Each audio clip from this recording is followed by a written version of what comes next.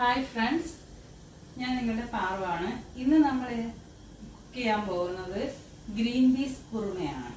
Green peas നമുക്ക് പല രീതിയിൽ കുക്ക് ചെയ്യാൻ പറ്റും, പല രീതിയിൽ നമുക്ക് വെക്കാൻ പറ്റും. പക്ഷേ ഞാനിവിടെ കാണിക്കാൻ പോകുന്നത് ഗ്രീൻ പീസ് കുറുമ. ഇത് ഒരു പെട്ടെന്ന് നമുക്ക് ചെയ്യാൻ പറ്റുന്ന ഒരു റെസിപ്പിയാണിത്. ഒരുപാട് നേരമൊന്നും വേണ്ട. പക്ഷെ ഗ്രീൻ പീസ് കുതിരാനായിട്ട് ഒരു 4-5 മണിക്കൂർ നമ്മൾ ഗ്രീൻ പീസ് കുതിരാനായിട്ട് വെള്ളത്തിലിട്ട് വെച്ചിരിക്കണം. കുതിർന്ന് കിട്ടിക്കഴിഞ്ഞാൽ പിന്നെ എളുപ്പമാണിത്. നമുക്ക് നോക്കാം. 5 മണിക്കൂർ വെള്ളത്തിൽ കുതിർത്ത് വെച്ചിരുന്ന ഗ്രീൻ പീസാണ് നമ്മൾ ഈ കുക്കറിലേക്ക് ഇട്ടിരിക്കുന്നത്. ഇട്ടിട്ട് ആവശ്യത്തിന് വെള്ളം ഒഴിക്കുക. എന്നിട്ട് ഇതിലേക്ക് ആവശ്യത്തിന് ഉപ്പിട്ട് കൊടുക്കുക. എന്നിട്ട് നമ്മൾ അടച്ച് വെച്ച് ഒരു 5 വിസിൽ കേൾപ്പിക്കുക. അല്ലെങ്കിൽ 4 അല്ലെങ്കിൽ 5 വിസിൽ കേൾപ്പിച്ച് അതിന് ശേഷം നമുക്ക് ബാക്കി ചേരുവകൾ ചേർക്കാം. നമുക്ക് ഇതിന് വേണ്ടത് ആദ്യം നമുക്ക് ഇതിലേക്ക് കുറച്ച് ബട്ടർ ഇട്ട് കൊടുക്കാം.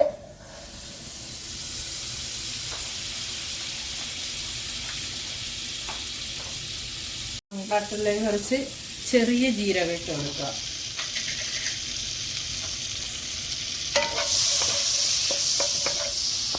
എന്നിട്ട് അതിലേക്ക് നമ്മൾ അരിഞ്ഞ് വെച്ചിരിക്കുന്ന സവാള ഇടുക.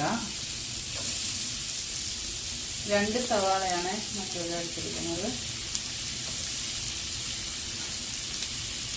ഒരു 1/2 കിലോ ഗ്രീൻ പീസാണ് നമ്മൾ എടുത്തിരിക്കുന്നത് കേട്ടോ.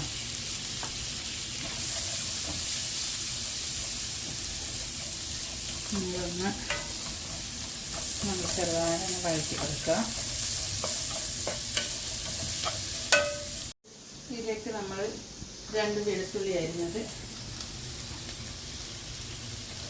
1 കഷ്ണം ഇഞ്ചി അരിഞ്ഞത് ഇട്ട് കൊടുക്കുക.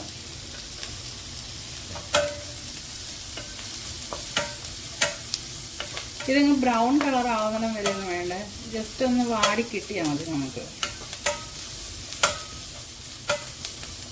വളരെ ഈസിയാണ്, അതുപോലെ ടേസ്റ്റിയാണ്.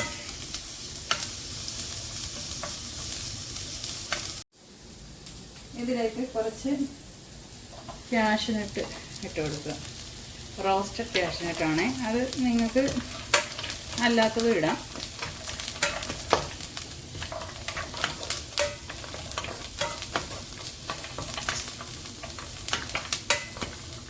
അണ്ടിപ്പരിപ്പ് ഇട്ട് കൊടുക്കുക.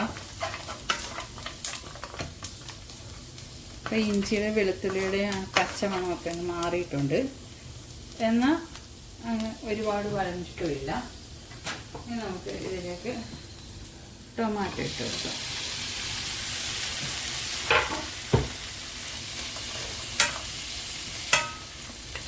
ഞാൻ ഇട്ട ബട്ടർ സോൾട്ടഡ് ആണ്, ഉപ്പുള്ള ബട്ടറാണ് ഇട്ടിരുന്നത്. അപ്പം നമുക്ക് ഒന്ന് നോക്കിയിട്ട് മാത്രമേ ഉപ്പിടാവുള്ളൂ.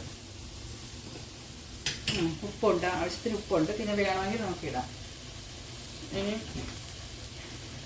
ഇതൊന്ന് വഴണ്ടി കിട്ടാൻ വേണ്ടി നമുക്കൊന്ന് ഫ്ലെയിം താത്തിട്ട് അടച്ചു വെക്കാം.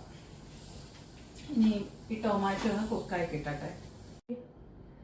ഇത് നല്ലോണം വഴണ്ടി കിട്ടിയിട്ടുണ്ട്. ഇനി ഇത് നമുക്ക് മിക്സിയുടെ ചെറിയ ജാറിലിട്ടിട്ട് നല്ലതുപോലെ അരച്ചെടുക്കാം.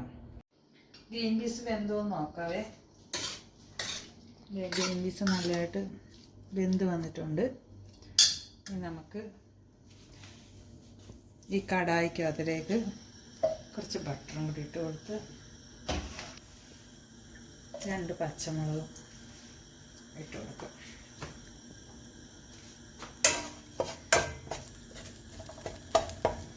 ഈ 2 പച്ചമുളക് വേണമെങ്കിൽ ഇട്ട് കൊടുത്താൽ മതി. എരിവ് നിങ്ങൾക്ക് നിങ്ങളുടെ ഇഷ്ടത്തിനനുസരിച്ച് ചെയ്യാം. ഇവിടെ 2 ഇട്ട് കൊടുത്തിട്ടുണ്ട്. നമ്മൾ മുമ്പേ അരച്ച് വെച്ചേക്കുന്ന അതില്ലേ അതിലോട്ട് ഒഴിച്ചു കൊടുക്കും. ഒഴിച്ചു കൊടുത്ത്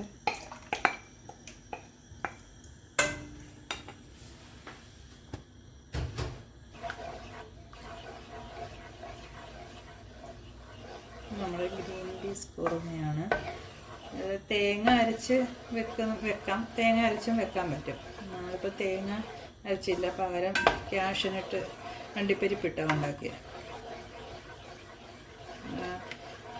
അണ്ടിപ്പരിപ്പ് ഇട്ട് ഉണ്ടാക്കുമ്പോൾ നമുക്ക് കുറച്ചും കൂടെ ടേസ്റ്റി ആയിട്ട് കിട്ടും. നല്ലോണം തിളച്ച് വരട്ടെ. ഈ ഗ്രേവി ഒന്ന് തിളച്ച് വന്നിട്ടുണ്ട്. അതിന് ഇതിലേക്ക് വേവിച്ച് വെച്ചേക്കുന്ന ഗ്രീൻ പീസ് ഇട്ട് കൊടുക്കുക.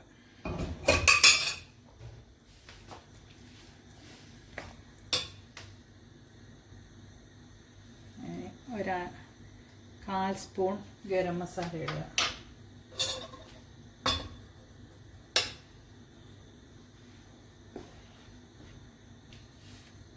ഉപ്പിടുക.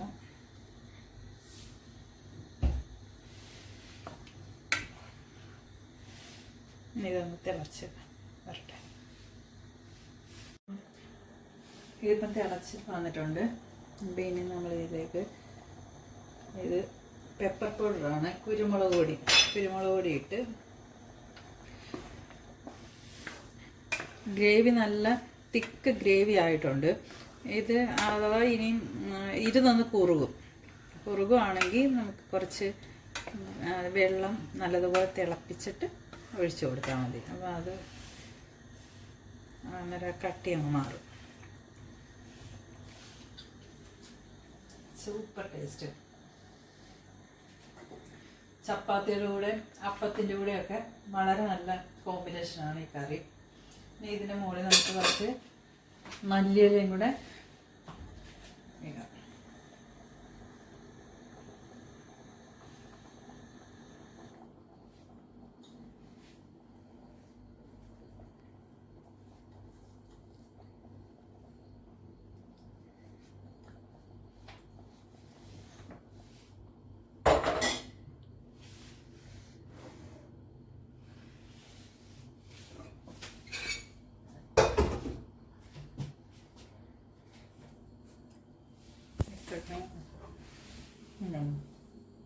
നിങ്ങൾക്ക് ഈ ഗ്രീൻ പീസ് കുറുമ ഇഷ്ടമായെന്ന് ഞാൻ വിശ്വസിക്കുന്നു. ഇനി നിങ്ങളിത് ചെയ്ത് നോക്കണം. വളരെ ഈസിയാണ്. രാവിലെ കുട്ടികൾ സ്കൂളിൽ പോകുന്ന സമയത്തൊക്കെ പെട്ടെന്ന് ഉണ്ടാക്കി കൊടുക്കാൻ പറ്റുന്ന ഒരു ഡിഷാണ്. നിങ്ങളിതൊന്ന് ചെയ്ത് നോക്കണം. ഇഷ്ടമായാൽ സബ്സ്ക്രൈബ് ചെയ്യണം, ഷെയർ ചെയ്യണം, ലൈക്ക് ചെയ്യണം. ലൈക്ക് കാണുന്നവർ ഇഷ്ടപ്പെട്ടാൽ ലൈക്ക് ചെയ്യണം. പിന്നെ ബെൽ ബട്ടൺ പ്രസ് ചെയ്യണം. എങ്കിൽ മാത്രമേ ഞാനിടുന്ന വീഡിയോസ് നിങ്ങൾക്ക് കിട്ടത്തുള്ളൂ. അപ്പോൾ ഇനി പുതിയൊരു വീഡിയോയുമായി നമുക്ക് നാളെ കാണും വരെ. ബൈ.